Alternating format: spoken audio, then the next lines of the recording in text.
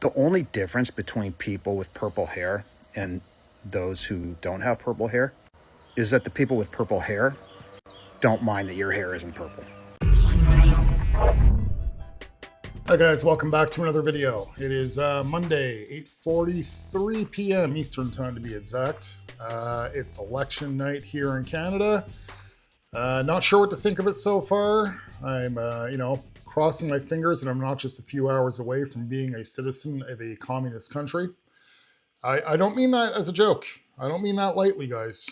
I really honestly think that this Carney guy is going to be a lot worse than Trudeau if he gets in power. I mean, there's no other reason for his obvious installation as the prime minister, the interim prime minister at the time right now. So to take my mind off it, I'm going to go through some American liberal insanity with you guys. Let's get into it. We still got 1,360 more days of Donald Trump. 1,360 more days. Y'all see what he did the first 100 days already. Just imagine what is coming next. Just imagine, y'all, what is coming next. We still got 1,360 more days of Donald Trump. Can we survive? Are we gonna survive? But man, that feels like forever. That feels like forever. Hey, just as a reminder, the rich are making sure their kids go to college. They are going to Ivy League universities. They're only telling poor people that college is a scam and telling poor people that they shouldn't get an education, while at the same time raising the price of school. I wonder why that is. And you bitches be in my comments like I give a fuck. Like I give a fuck. Power to Trump. We love Musk. Shut the fuck up. Shut the fuck up. Do you know what I'm saying? Do you need me to bring it down to your level? Here, let me give it to you like this. Shut the fuck up.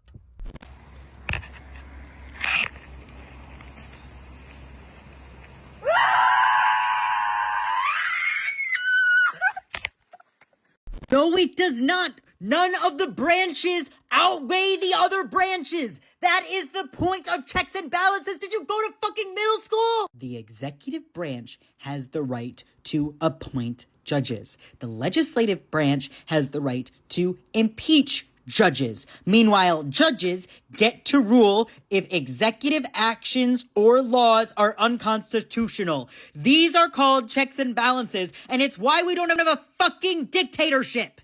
Just so that we're all abundantly clear here, not only are trans people sacred, they are wildly evolved human beings. I'm going to invite you to imagine for a moment the amount of strength, courage, self-knowing, and profound self-development that is required in order to walk through the world in your authentic embodiment, knowing that most people will deeply misunderstand you. The average person will not walk through the world in their authentic embodiment knowing that even one or two people in their circle will misunderstand them. From a psychological and a spiritual perspective, there is absolutely, other than love, nothing more important or more valuable than authenticity. That's why we come here into human bodies. We come here to self-actualize, to know who we truly are, and to live as our authentic selves. That's the whole point. Trans people are wildly evolved. And one day we will understand them as wisdom keepers and we will bow at their feet. Well, I hate to break it to this young liberal lady, but I am my authentic self. I'm very blunt and direct and down the middle. I don't try to be mean to people. It's not what I mean to do at all when I convey a message to them. I just don't like to lie to them. I don't consider myself wildly evolved, though. I actually consider myself at a disadvantage at many points in life. Again, I'm turning 50 years old, actually in just a couple of days. I could be in better shape for 50 years old. Look at RFK Jr. He's in his 70s, and I bet you anything he can kick my ass. I don't feel like I'm wildly evolved. I believe that there's people out there that are much more intelligent than I am, that can actually speak much more articulately than I do.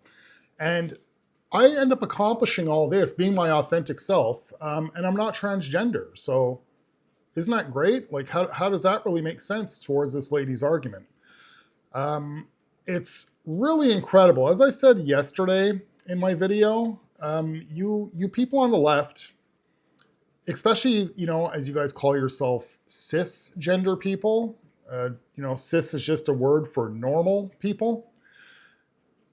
What's with the fetish with transgenderism? I mean, don't get me wrong. A transgender is still a human being. If I walk down the street and I see a transgender that's starving and I'm going to feed the person. It's still a human being. I don't believe a transgender should be stripped of rights, but they didn't have any of their rights stripped away. Transgender rights equal special rights. Somebody wrote that in my comments actually a few videos ago, and I was like, you know what? That's absolutely spot on. Transgender rights equal special rights. So their special rights have been stripped away from them, because why should they have special rights? Once again, because a man puts his hair in a ponytail and puts on some lipstick and feels like he's a woman does not give him the right to invade female spaces. Somebody who's highly evolved would understand that. I'm going to keep posting about this all day because this is bullshit. I went and logged into my federal loan account, and this is what I found. I graduated in 2011 with $46,000 in student loan debt. My loan debt is now almost $90,000 fucking dollars. In that time, I've been a social worker that has made income-based repayments on my loan for years, and that shit has almost doubled. You want to know why people are pissed off about their student loans? It's not because we can't get anyone else to pay them for us. It is because you have set it up where we can never pay them off ourselves. And then you sit here and tell us into our faces that we are lazy, this is somehow our fault, while cheering on banks and auto industries and Elon fucking Musk getting subsidies of millions of dollars a day. Anyone who still doesn't see that this is rigged against us can get fucked.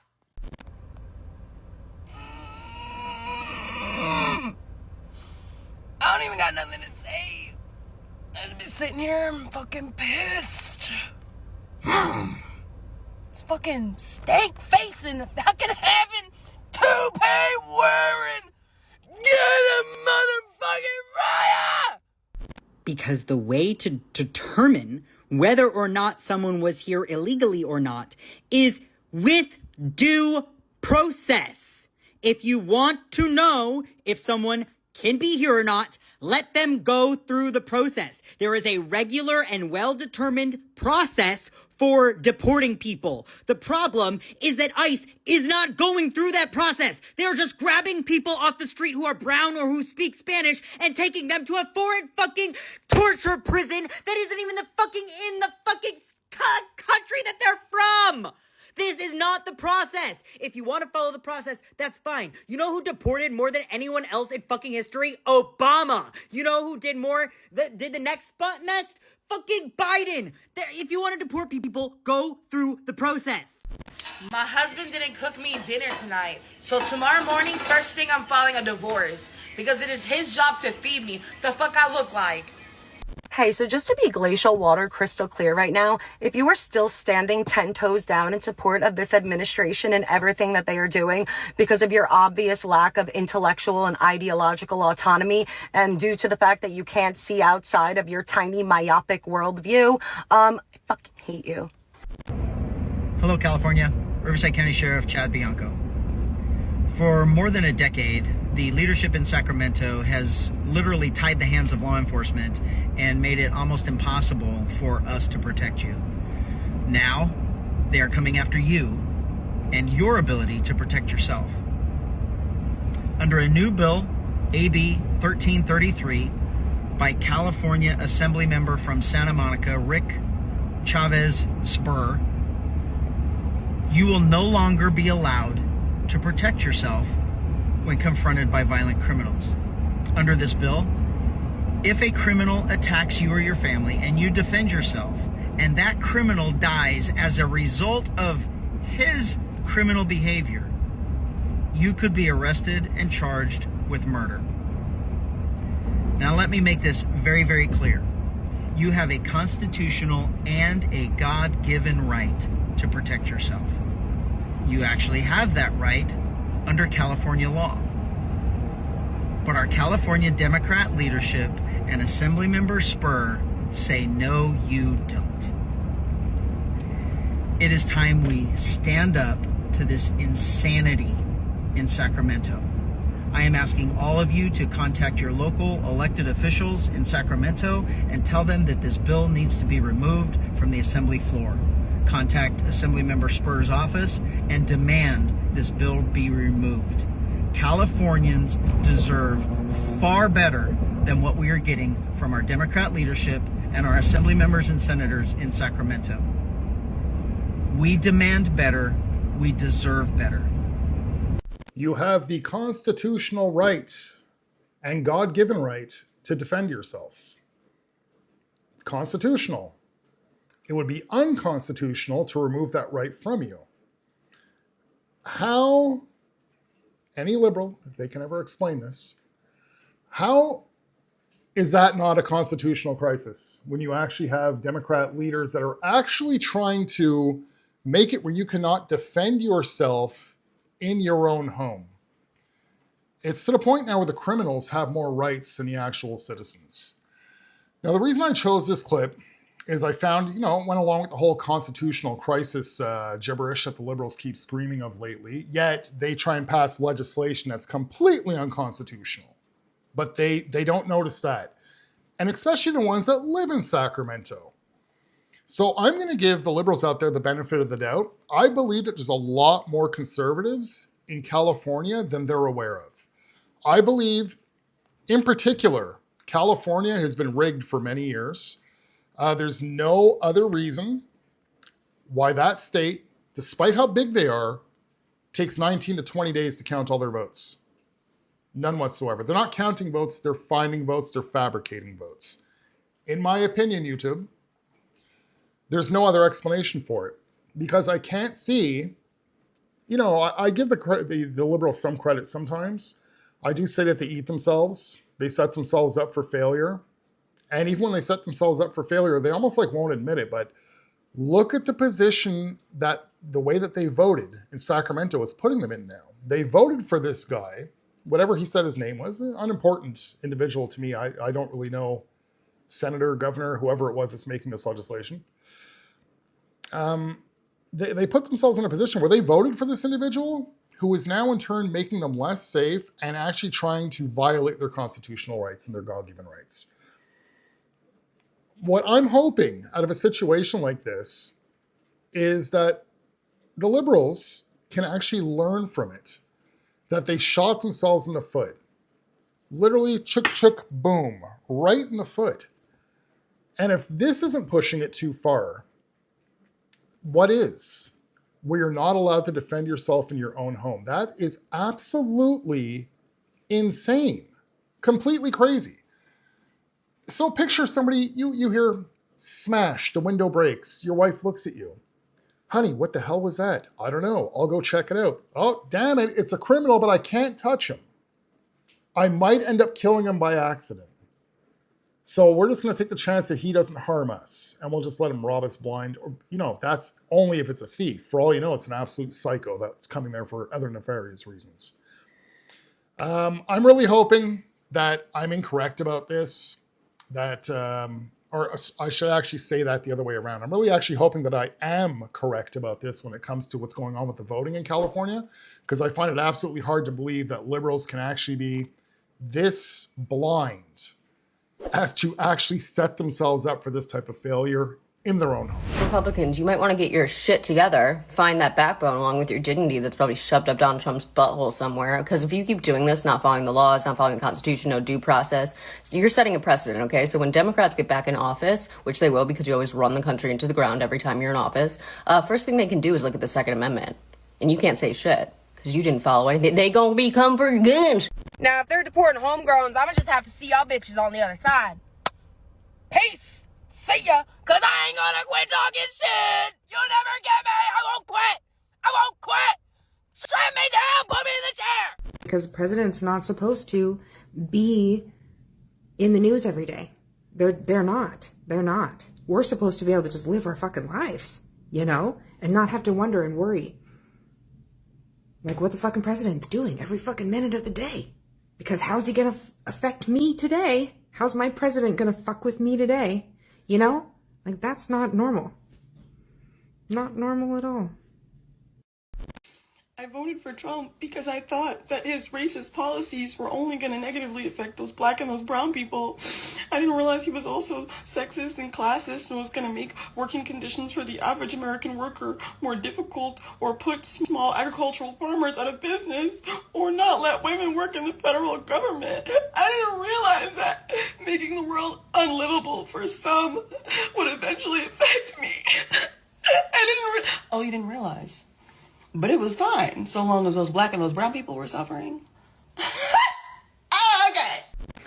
Little known fact that you can confirm with literally anybody who works in a nursing home is that haters, they age out and they die way faster than people who are full of love in their hearts. And I can say with very, very big certainty that the absolutely best thing about transphobic haters is knowing they won't be here for very long, because they're all going to age themselves out and not make it. So, thank you so much for doing that. Thank you so much for being that kind of person, because we don't need you here at all, anyone, ever. So if Trump returns to the USA from the Vatican, aren't we technically letting in a convicted criminal and a adjudicated rapist? The entire point of the judicial branch is they get to decide what is and is not constitutional. They get to tell the executive what to do. The executive branch is required to do what the judicial branch says. The executive branch is the enforcer of whatever the judges declare. That is how our three branches of government works. The power of the executive branch is to elect judges. You do not get to disagree with what the judges say. The executive branch needs to follow everything that the judges tell them to do. That is how our government works. Well, I'm not even a citizen of the United States. I could say that theory is flawed when it comes to the whole checks and balances, because pretty much all what this person is explaining, and I'm pretty sure that's a trans man, right? Like that's the vibe I'm getting. That is a woman that thinks that she's a man and not a very masculine one. With the whole thing stating the executive branch gets to choose the judges, and then the judges get to tell them what to do from that point forward. That doesn't really make much sense, right? Because then, truth is, Trump's not really the president then. 9 other individuals are. And not even those other 9 individuals. Now we're also talking about federal judges too, right? Like district judges. So the judicial system is what this libtard here is stating is what runs the country. So how does the checks and balances work then? Who gets to put the checks and balances on them? That doesn't really make too much sense, does it? What that's stating there is that, it's like if this is a Walmart, and that just makes Trump like the branch manager. That doesn't make much sense at all. So I think this person's theory is completely flawed, because also, if I'm right, I'm not sure if it's a piece of legislation or if it's something constitutional. I think it's a piece of legislation. I think it's something constitutional. You guys correct me on this, where this comes from. But I just seen this last week that if, say, for instance, SCOTUS goes and, is trying to push what they feel like an opinion on Trump, and if Trump feels like, hey, this is pretty much all unlawful, what you're trying to tell me to do, such as illegal gang members that are not citizens of the United States, and SCOTUS is saying, no, they have to stay here right now. You can't send them back to their country. And Trump already declared this as the Alien Enemies Act and already declared them as terrorist groups. So you literally have judges stating, no, this terrorist who does not belong here, you can't kick him out. I'm pretty sure that that's unlawful and Trump's not obliged to follow it whatsoever. So at the end of the day, I'm 100% sure that SCOTUS, doesn't really get to tell Trump what to do. Unless Trump truly does something that's unconstitutional or breaking the law. Then, yeah, SCOTUS can jump in. But Trump's not breaking any laws. He's not doing anything unconstitutional, no matter how much you liberals want to believe that he is. He is trying to save your country. Again, it's like you guys have gone more insane since Trump came down the golden escalator. Because before that, everybody seemed pretty rational. There's always been right and left, but Trump didn't just take or open up the door to the closet of insanity when it came to liberals. He literally took the closet door right off the hinges. And now they're just out in the open and they're exposed. And it's worse than we thought. Again, I'll use the example of either Biden or Barack Obama. If this was either one of them deporting illegal migrants, and if the judicial branch stepped in the way of that, you guys would be freaking out and stating that they can't do this. The president's got the final say. The president is trying to stop an invasion of the country. The president is actually trying to secure our borders. The president is actually trying to make citizens of the country safer. But since it's Donald Trump, he's abusing criminals. Wow. And you know what? Now that the door is like the hinge is right off of the closet door of insanity, once Donald Trump is over and done with, and his presidential thing is all over and he's just retired chilling on a beach somewhere, you guys are going to find another Republican to do this to. I think this is going to be an ongoing thing from this point forward. But again, as I predict, you guys aren't going to be getting back in the White House for at least 12 years. No matter how much you think Donald Trump is doing things unconstitutionally and whatnot, you guys are still a very small minority of your voter base that actually believes this. Remember, with your hands off protest, 6.66% of Kamala Harris voters came out that day. That leaves 93.4% missing. Donald Trump is doing a good job. It's a small fringe amount of you guys that are freaking out, that are a very loud minority that's claiming he is not. All right, guys, that's it for this video. Now I'm going to go upstairs and stress out if I'm going to be living in a communist country in a couple hours. If you guys like this type of content, please consider subscribing to the channel if you're new. If not, if you can share the video, like the video, comment on the video, and just interact with it in one way or another to help me out with the algorithm, that'd be greatly appreciated. And until then, I shall see you guys tomorrow in the next video. Have a good one, guys. Quick question for the Lice Babies. You do understand, right, that not everyone who's asking for reparations is asking for that in the form of money, right? It's not always about financial payment, right? Because there are people like me who don't want your money at all, knowing that if we get reparations in the form of money, it's like us giving it to ourselves. The reparations doesn't come out of your pocket, white man. I don't know why you think that you'll be digging in your pocket and handing us some money. The reparations would be coming from the United States government, from our tax dollars we have put into that government. So it will be coming from us. We will literally be paying ourselves. So how would that make us whole again if we're paying it to ourselves? The only thing that could ever make us whole again in my eyes is if you give your life for the lives that were took. Life for life. Eye for eye, tooth for tooth, blood for blood. We want our land back, and we want the lives of the Lice Babies. That will be our reparations. Black power forever.